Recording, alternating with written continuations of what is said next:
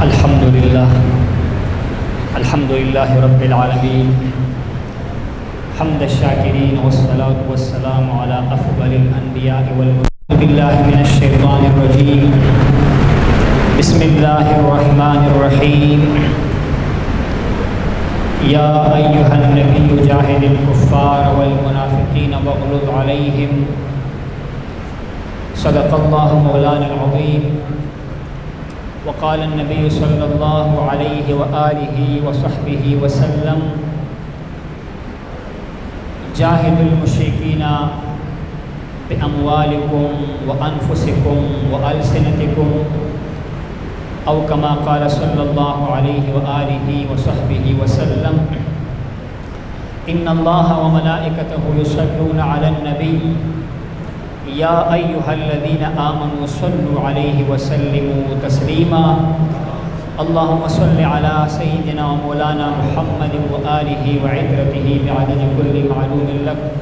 الصلاة والسلام عليك يا سيدي يا رسول الله، وعلى آلك وأصحابك يا سيدي يا حبيب الله.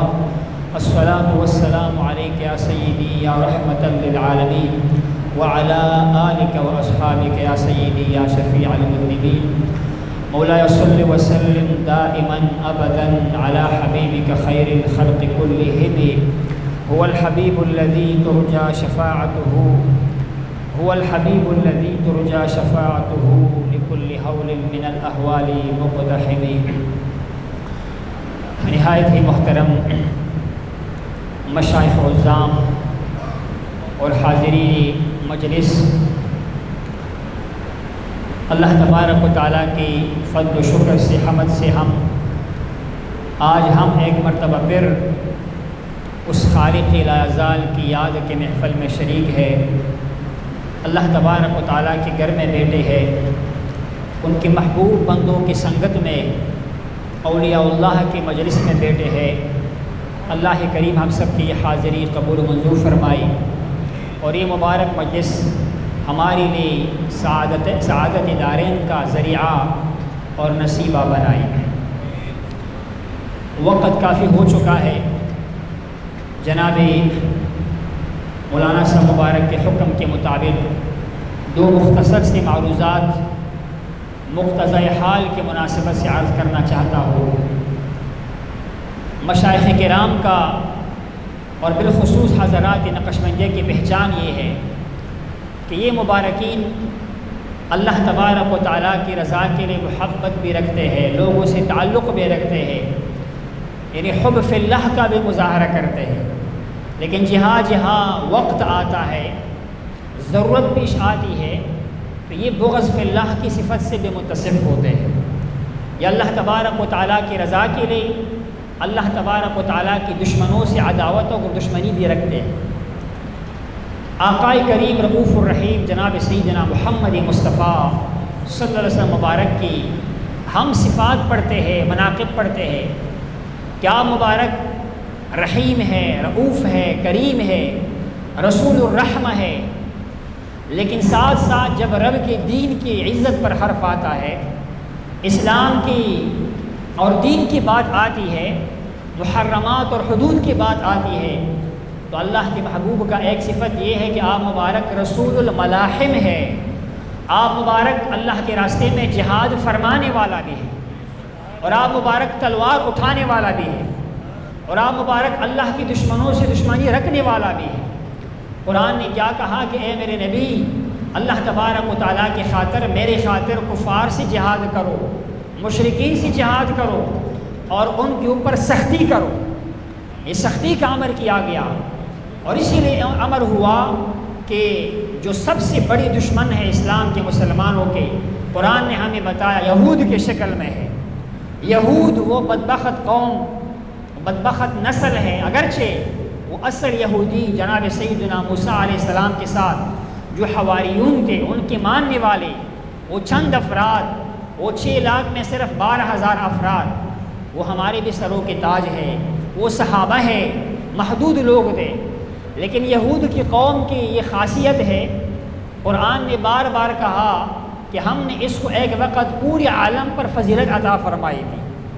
یہود وہ قوم تھا کہ اس کو اللہ تبارک و تعالیٰ نے ایک خاص مقام عطا کیا ہوا تھا. جناب سیدنا ابراہیم علیہ السلام مبارک کی نسل میں ضرورت میں جناب یعقوب کی اولاد میں سے علیہ السلام، جس کو بنی اسرائیل کہا جاتا ہے، جناب یعقوب کی اولاد میں سے جب یہ لوگ اللہ تبارک و تعالیٰ کے فرامین پر چلنے والے تھے، نماز کی پابندی کرنے والے، اللہ کے حدود کی پابندی کرنے والے تھے، تو رب کریم نے کیا کہا؟ یا بنی اسرائیل انی فضلتکم علی العالمین، نعمتوں کو یاد کرو، اذکروا نعمتی التی انعمت علیکم، میں نے تمہارے اوپر کیا کیا انعامات نہیں کیے موسیٰ علیہ السلام کے شکل میں، اور اس سے پہلے جناب یعقوب علیہ السلام، اور پھر اس کے بعد بادشاہت عطا فرمائی، فرعون سے نجات دلائی. لیکن اللہ تبارک و تعالیٰ نے فرمایا تم میں سے بہت کم لوگ رہ گئے جو شکر کرنے والے تھے، اپنے وعدے کے پاس رکھنے والے تھے. تو یہود وہ قوم ہے کہ جس نے ہمیشہ انبیاء کرام کو دکھ پہنچایا. یہ وہ قوم رہی جس نے اللہ تبارک و تعالیٰ کے شاعر کا مذاق اڑایا. اللہ تعالیٰ نے ان کو وہ فرعون سے نجات دلائی. تو ساتھ وعدہ لیا اب تم نے کیا کرنا ہے؟ میری بندگی کرنی ہے، پیروی کرنی ہے. لیکن وہ اگلے دن، فتح کے اگلے دن موسیٰ علیہ السلام سے فرمائش کرنے لگے، ہمیں فلان چیز چاہیے، فلان چیز چاہیے، ہمیں بھوک لگتی ہے، یہاں پر کھانا پینا نہیں ہے. آپ مبارک نے اللہ کی بارگاہ میں دعا کی، رب کریم کی بارگاہ سے ارشاد ہوا کہ تم پر میں من و سلوا کو اتارتا ہوں. من و سلوا وہ پنیر کے شکل کا وہ خوبصورت شہد جیسا میٹھا مشروب کی طرح کہ وہ کھانے پینے کے بعد ساری پیاس ختم ہو جاتی تھی. اور سلوا کی شکل میں وہ پرندہ، بٹیر کے شکل کا پرندہ جس کی مٹھاس، جس کی طاقت، جس کی قوت سب غذاؤں سے بڑھ کر تھی. لیکن ناشکر قوم نے اس کے بعد پھر مطالبہ کیا، ہمیں تو فلان چیز چاہیے، ہمیں تو پیاز چاہیے، ہمیں تو بصل چاہیے، فوم چاہیے، عدس چاہیے، فلان چیز چاہیے. رب کریم نے فرمایا کہ تمہاری نافرمانی کی سزا ہے، من و سلوا کے میں اٹھا لیتا ہوں اور باقی نعمتوں کو بھی اٹھا لیتا ہوں. عرض کرنے کا مقصد یہ ہے، وہ سارا تاریخ اپنی جگہ پر، لیکن جو تاریخ یہود کا اب ہے، یہودی قوم کا یہ اپنے آپس میں جو معاہدہ اس کا ہوا ہے وہ یہ ہوا ہے کہ معاذ اللہ ثم علیاذ باللہ ہم نے مسلمانوں کو دنیا سے مٹانا ہے، ختم کرنا ہے. اور اس کے لیے اس کی پالیسی ہے، منصوبہ ہے، کوشش کر رہے ہیں. ان کے جو خفیہ ایجنسی ہے موساد کی شکل میں اسی پر کام کر رہے ہیں. ان کی تعداد ظاہراً تو کم ہے، لیکن اس کے ذہن، جاسوسی ذہن بہت وسیع ہے، بہت متحرک ہے. اور آج جو ہم مظالم دیکھ رہے ہیں فلسطین کے اندر، جو پچھلے 8-9 ماہ سے اس سے پہلے بھی ہوتا رہا، لیکن جو ظلم کا سلسلہ ہے اللہ کے محبوب نے اس کی بشارتیں فرمائی ہے. آپ نے یہ سارے ارشادات کتاب الفتن کے اندر جو قیامت کی علامات ہے اس کے اندر یہ سارے باتیں ہیں. یہود اکٹھے ہو جائیں گے، اتفاق کریں گے، اس کے ساتھ دوسرے کفار کا تعاون ہوگا. آج اسرائیل جس کی آبادی اتنی زیادہ نہیں ہے، وہ مسلمانوں کے مقابلے میں 90 لاکھ کی کیا آبادی، اسے کیا حیثیت ہوگی؟ کروڑ کر لے اس کو، پوری یہودیوں کی آبادی 1.5 کروڑ تک جا پہنچتی ہے. مسلمان عرب سے اوپر ہے، 1 ارب 40 کروڑ مسلمان. لیکن اس کا وہ ذہن، وہ اتفاق، اور اس کے پیچھے وہ سب سے بڑا دشمن مسلمانوں کا وہ نصارہ کی شکل میں، امریکہ کے شکل میں، یورپ کے شکل میں. یہ جو مجاہد تھا یہ ہمارے لیے فخر کی بات بھی ہے. یہ لوگ جو لڑ رہے ہیں وہاں بالخصوص حماس کی شکل میں، ان کا اگر آپ مطالعہ کر لیں، ان کے مجاہدین کا، یہ اہل تصوف کو ماننے والے، طریقت کو ماننے والے، مشائخ کرام سے محبت رکھنے والے لوگ ہیں. اور یہ وہ لوگ ہیں، یہ جو ابھی شہید ہوا پچھلے دنوں اسماعیل ہانیہ، اللہ تعالیٰ کی شہادت کو قبول فرمائی، ان کے درجات کو بلند فرمائی. وہ خود اعتراف کرتا رہا کہ میرے والد، میرے شیخ، میرے پیر والد میرے شیخ طریقت تھے، وہ تصوف کے حلقوں کا اہتمام کرتے تھے. الحمدللہ ثم الحمدللہ، اللہ کی دوستوں کی پہچان ہے، اولیاء اللہ کی پہچان ہے. مجدد صاحب مبارک کی مثال ہمارے سامنے ہے کہ آپ مبارک نے صرف تصوف کا یعنی ایک طریقت کا کام صرف یہ نہیں کیا کہ آپ نے کسی کو مرید بنا لیا، ارشاد کیا، معاملہ ختم ہوا، بلکہ آپ نے حق کا ڈٹ کر ساتھ دیا، باطل کا مقابلہ کیا. وقت کے بادشاہ کے ساتھ، اکبر ہو، جہانگیر ہو، اس کے ساتھ ٹکر لیا. آپ نے حق کا اظہار فرمایا اور آپ نے اپنی گردن کو اللہ کی رضا کے لیے پیش فرمایا. اقبال نے کہا، گردن نہ جھکی جس کے جہانگیر کے آگے، جس کے نفس گرم سے ہے گرمی احرار. مجدد صاحب مبارک، یہ میرے سامنے مکتوب شریف پڑا ہوا ہے. اور آپ مبارک نے ایک مکتوب لکھا ہوا ہے ایک علاقے کے علماء کے نام، مشائخ کے نام، کہ اس علاقے میں کچھ علماء وہ جمعے کے خطبے کا خطبہ دیتے ہیں، خطبے کے اندر وہ خلفائے راشدین کے مبارک ناموں کا ذکر نہیں کرتے ہیں۔ یہ ہمارے اہل سنت کا معمول ہے کہ جمعے کے دن خطبے کے اندر اللہ کے محبوب کے چاروں خلفائے راشدین کا تذکرہ کرتے ہیں۔ یہ اہل سنت کا پہچان اور تعارف ہے۔ آپ مبارک جلال کے اظہار فرماتے ہیں کہ فلاں علاقے کے لوگوں نے شاید روافض سے متاثر ہو کر اور شیعوں سے متاثر ہو کر وہ خلفائے راشدین کا ذکر کرنا، بالخصوص حضرات شیخین کریمین کا ذکر کرنا چھوڑ دیا ہوا ہے۔ آپ نے جلال کا اظہار کیا ہوا ہے، آپ نے غصے کا اظہار کیا ہوا ہے اور ثابت کیا ہوا ہے کہ اہل سنت کے معمولات سے مخالفت کرنا انسان کو گمراہی کے راستے پر ڈال دیتا ہے۔ تو عرض کرنے کا مقصد یہ ہے کہ ہمیں جس طرح اپنے اذکار سے محبت کرنی چاہیے، اپنے حلقہ ذکر سے محبت کرنی چاہیے، اسی طرح ہمارے دل میں اللہ کی دین کے دشمنوں سے بغض بھی ہونا چاہیے، اس سے نفرت بھی ہونی چاہیے، اس سے عداوت بھی ہونی چاہیے۔ اور یہود کے بارے میں قرآن کا نص ہے کہ آپ نصارہ راہبوں کو تو پاؤ گے کہ اسلام کے قریب آئیں گے، مسلمان بھی ہو جائیں گے، لیکن یہود و مشرکین یہ سب سے لوگوں سے بڑھ کر مسلمانوں سے دشمنی رکھنے والے ہیں، حسد رکھنے والے ہیں، مسلمانوں کا خاتمہ چاہتے ہیں۔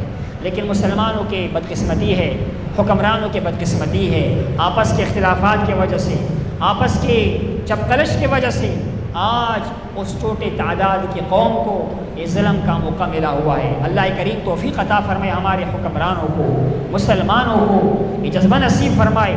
جناب سیدنا عمر فاروق نے بیت المقدس کو فتح کیا، جناب حضرت سلطان صلاح الدین ایوبی کی طرح جو جذبہ تھا، ایمان کا جذبہ تھا، قربانی کا جذبہ تھا اور وہ اخلاص کا جذبہ تھا، اللہ نے اس کو فتح بھی نصیب فرمائی۔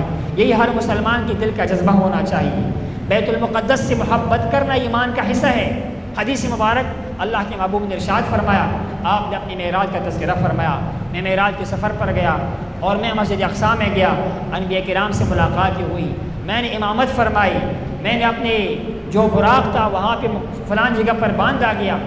آپ نے فرمایا اس مسجد میں ایک نماز پڑھنا وہ 50,000 نمازوں کے برابر ثواب رکھتا ہے۔ وہ مسلمانوں کا قبلہ اول 17 مہینے یا 16 مہینے اللہ کے محبوب اس طرف اپنا رخ مبارک کر کے مسلمانوں کو نماز پڑھایا کرتے تھے۔ وہ قبلہ اول ہے، اس سے محبت رکھنا، اس کی آزادی کا تڑپ رکھنا یہ ہر مسلمان کے دل میں ہونا چاہیے۔ وہ لوگ جو وہاں لڑ رہے ہیں ایسے لوگ ہیں جس کے ہاتھ میں پتھر ہوتے ہیں، پتھر کے ساتھ، غلیلوں کے ساتھ، اور وہ ہاتھ کے ساتھ ان کو مارتے ہیں، یہود و نصارہ کو، یہودیوں کو، اس کو اللہ نے وہ جذبہ عطا کیا ہوا ہے۔ اللہ ہمارے جن کے پاس اسلحے ہے، جس کے پاس وسائل ہے، جس کے پاس میزائل ہے، جس کے میزائل کا اور جس کے ملک کی بنیاد اسی نام پر ہے، ہم نے اسلام کا دفاع کرنا ہے، یہ اسلام کا قلعہ ہوگا۔ اللہ توفیق نصیب فرمائے کہ وہ اس جذبے کو بروئے کار لائے، ان کا مدد کرے، ان کے ساتھ رہے۔ میں عرض یہ کر رہا تھا کہ جس طرح حب فی اللہ ضروری ہے، اللہ کی رضا کے لیے محبت رکھنا ضروری ہے، اسی طرح بغض فی اللہ بھی ضروری ہے۔ اور مشائخ کرام فرماتے ہیں یہ حب فی اللہ تو آسان ہے، کسی کے ساتھ محبت رکھنا اللہ کی رضا کے لیے یا کسی اور مقصد کے لیے، لیکن بغض فی اللہ رکھنا، کسی اللہ کی دین کے دشمن سے دشمنی رکھنا یہ مشکل کام ہے، یہ ہر کسی کے بس کی بات نہیں ہے۔ یہ ان لوگوں کا کام ہے جو اہل عزیمت ہوتے ہیں، اہل ہمت ہوتے ہیں۔ حضرت مبارک رحمہ اللہ فرمایا کرتے تھے کہ میرے مرشد گرامی جناب مولانا محمد ہاشم اسماعیل مبارک وہ مجھے فرمایا کرتے تھے کہ اخوندزادہ صاحب آپ کو اللہ تعالیٰ نے جو یہ مقام عطا کیا ہوا ہے، یہ مرتبہ عطا کیا ہوا ہے، جو آپ کے کام میں تیزی ہے، جو آپ کا جو مقام اور آپ کا جو شان ہے میرے خلفاء میں سب سے بڑھ کر ہے، اس میں ایک وجہ یہ ہے باقی ساری وجوہات کے ساتھ کہ آپ کے اندر اخلاص ہے، محبت ہے، آپ فانف شیخ ہیں، لیکن آپ کے اندر ایک صفت یہ بھی ہے اخوندزادہ صاحب کہ آپ کے اندر حب فی اللہ کے ساتھ ساتھ بغض فی اللہ بھی بدرجہ عدم موجود ہے۔ آپ کے اندر خوارج کے ساتھ، بدعقیدہ کے ساتھ، بد مذہب لوگوں کے ساتھ نفرت کا مادہ بدرجہ عدم موجود ہے۔ یا مبارک کا عظیمت تھا کہ آپ کے مرشد نے اس کو بانپ لیا تھا۔ مقصد عرض کرنے کا یہ ہے ایک مسلمان کے لیے اور ایک اہل سنت کے پیروکار کے لیے، پھر سیفیوں کے لیے الحمدللہ، جس طرح آپ نے پہلے بھی سنا الحمدللہ، یہ مبارک سب کی تربیت کا اثر ہے، ان کے دل میں ایمان کا جذبہ ہونا چاہیے۔ اس کی خاطر یہ جذبہ ہونا چاہیے۔ جناب سیدنا عمر فاروق کی دعا ہے مبارک، دعا کرتے تھے کہ یا اللہ مجھے اپنے راستے میں شہادت کا موت نصیب فرما، اور یہ شہادت کا تمنا کرنا یہ بھی اللہ تبارک و تعالیٰ کو پسند۔ حدیث مبارک میں ہے کہ جو بندہ اس حالت میں مر جائے کہ اس نے جہاد بھی نہیں کیا اور اس کے دل میں جہاد کی خواہش بھی پیدا نہ ہوئی، نہ اس نے جہاد کیا اور نہ اس کے دل میں جہاد کی خواہش پیدا ہوئی، تو اللہ تبارک و تعالیٰ کو اس بات کا کوئی پرواہ نہیں ہے کہ وہ یہودی مر جاتا ہے معاذ اللہ یا نصرانی مر جاتا ہے۔ یہ اتنا وعید ہے اس کے بارے۔ اور دوسری طرف جس بندے کے دل میں شہادت کی تمنا ہو، اللہ کے راستے میں لڑنے کا تمنا ہو، اللہ کے راستے میں جان قربان کرنے کی تمنا ہو، حضور نے کیا فرمایا؟ من سأل اللہ الشہادۃ بصدق بلغہ اللہ منازل الشہداء وإن مات علی فراشہ۔ جو بندہ صدق دل سے اللہ کی بارگاہ میں شہادت کا طلب کرے کہ یا اللہ مجھے شہادت کا موت نصیب فرما، تو اللہ تبارک و تعالیٰ اس کو شہادت کا مرتبہ اور شہیدوں کا مقام نصیب فرمائے گا۔ بے شک اپنے بستر پر اس کو کیوں نہ موت آ جائے، اپنے بستر پر مر جائے گا، لیکن اللہ تبارک و تعالیٰ اس کو وہ شہداء کے صف میں کھڑا فرمائے گا۔ اللہ تعالیٰ ہمیں جذبہ نصیب فرمائے۔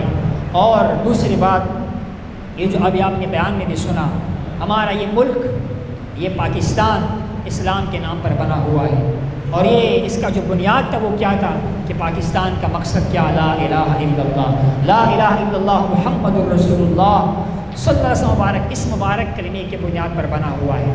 اور اس کا جو آئین ہے، جس طرح ہم نے سنا 1974 کے اندر جو قرارداد پاس ہوا متفقہ طور پر آئین کا حصہ بنا، اور اس میں مرزائیوں کو، قادیانیوں کو متفقہ طور پر وہ نان مسلم، غیر مسلم ڈکلیئر کیا گیا کہ یہ مسلمان ہے نہیں، مسلمانوں کے کسی شعار کو، کسی شاعر کو استعمال نہیں کر سکتے، ہمارے طرح ممبر، محراب، مسجد، کتاب اللہ کا نام استعمال نہیں کر سکتے ہیں۔ سب کا اتفاق تمام پارٹیوں کا، چاہے سیکولر پارٹیاں تھی، مذہبی پارٹیاں تھیں، تمام مسالک کے لوگوں کا اتفاق ہوا، اسی پر پوری قوم کا بھی اتفاق ہے، اور اسی پر ہمارا ایمان و عقیدہ بھی ہے۔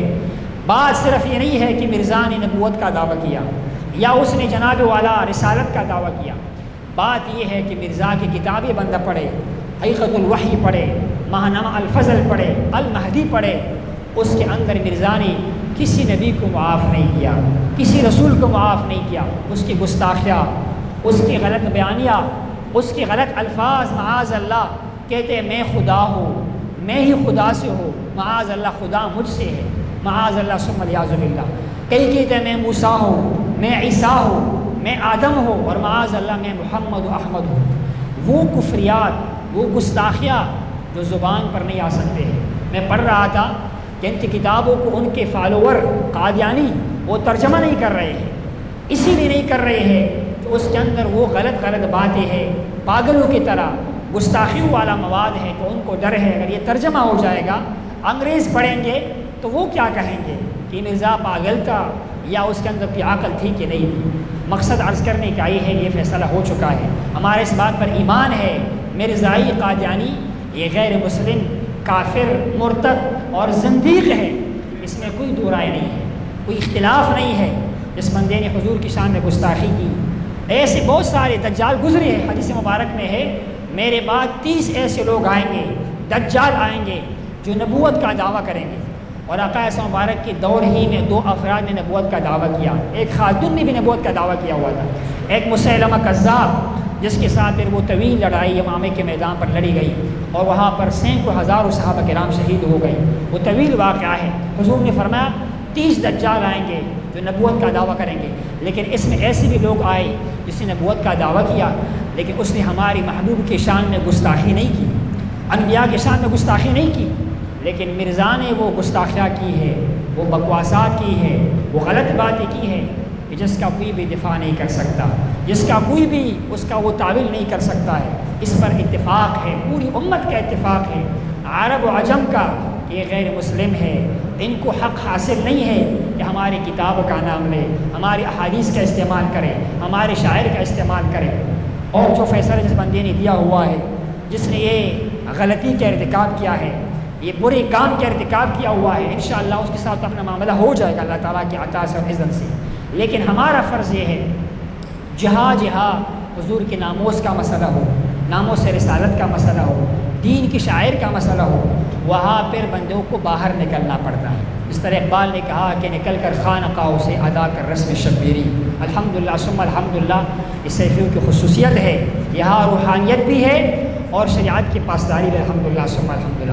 مبارک رحمہ اللہ، مجھے آج بھی وہ دور یاد ہے، اللہ نے آپ کی تعلیمات پر عمل کی توفیق نصیب فرمائی کہ جب آپ کے ساتھ وہ خوارج کا مقابلہ آیا ہوا تھا اور ان کا بڑا اعتراض کیا تھا کہ معاذ اللہ تم یا رسول اللہ کی صدا لگاتے ہو اور یہ صدا شرک والی صدا ہے، معاذ اللہ یہ شرکیہ الفاظ ہیں، اور آپ مبارک اس کے مقابلے میں کھڑے ہو گئے، ڈٹ گئے اور وہ جنگ کا سما پیدا ہو گیا۔ تو آپ نے کیا فرمایا کہ جس بندے نے اللہ کے راستے میں لڑنا ہے، حضور کے ناموس کے لڑنا ہے، وہ یہاں پر رہے، اور جس نے بھی جانا ہے اس کو جانے کی اجازت ہے۔ اور ہمیں اپنے اولاد کو کہا اگر تمہارا بھی کسی کے دل میں ڈر ہے، خوف ہے موت کا، وہ بھی جا سکتا ہے۔ اور میری تمنا ہے کہ اللہ مجھے اپنے راستے میں اپنے محبوب کے نام پر شہادت نصیب فرمائے۔ یہ جذبہ ہوتا ہے اللہ کے دوستوں کا، تو اللہ ہمیں جذبہ نصیب فرمائے، اس کام کے لیے اتفاق اتحاد نصیب فرمائے، حب فی اللہ کے ساتھ بغض فی اللہ بھی نصیب فرمائے۔ اور جو مجاہدین، جس طرح الحمدللہ آج امیر مجاہدین بابا جی کا نام ہر جگہ پر لیا جاتا ہے، اس کو شاید 7-8 سال پہلے دنیا نے پہچانتی تھی، لیکن اس نے حضور کی ناموس کی خاطر وہ باہر نکلا، پاؤں سے معذور، عمر رسیدہ، لیکن دل میں حضور کی محبت کی آگ تھی، باہر نکلا اور لوگ ملتے کہ کارواں بنتا گیا، اللہ نے اس کو عزت عطا فرمائی۔ الحمدللہ مبارک رحمہ اللہ کی روحانی اولاد موجود ہوگی، تو انشاءاللہ جب بھی میدان آئے گا سیفی وہاں پر موجود ہوں گے انشاءاللہ، جہاں قربانی کا وقت آئے گا انشاءاللہ مبارک رحمہ اللہ کے یہ جسمانی اور روحانی فرزند وہاں پر کھڑے رہیں گے انشاءاللہ۔ اور جب بھی انشاءاللہ ناموس و صحت کا مسئلہ آئے گا سیفی ہر میدان میں انشاءاللہ صف اول میں کھڑے ہوں گے انشاءاللہ۔ انشاءاللہ اللہ ہمیں توفیق عطا فرمائے، ہم اس مشن کے لیے کاربند رہیں گے، اس کے لیے کھڑے رہیں گے، اور جو اس کام میں آگے ہے ہم اس کے لیے دعا گو بھی ہے، اور انشاءاللہ دامے درمے سخنے اس کا ساتھ بھی دیتے رہیں گے۔ اللہ کریم اس ملک کی حفاظت فرمائے، ہمیں اپنے رضا کے ساتھ وفادار رہنے کی توفیق نصیب فرمائے، دین کی بدخواہوں کو اللہ تبارک و تعالی، دین کے بدی چاہنے والوں کو، اسلام کو نقصان پہنچانے والوں کو اللہ تعالیٰ انشاءاللہ نیست و نابود فرمائے گا۔ وَأَنْتُمُ الْأَعْلَوْنَ إِن كُنتُم مُؤْمِنِينَ، اللہ پر یقین ہو، اللہ پر عزم ہو، انشاءاللہ اہل حق کو اللہ تعالیٰ فتح نصیب فرماتا ہے۔ گمراہ آتے رہیں گے، ٹکراتے رہیں گے، اور انشاءاللہ شکست کھاتے چلے جائیں گے۔ اللہ کریم عمل کی توفیق نصیب فرمائے۔ وآخر دعوانا ان الحمد للہ رب العالمین۔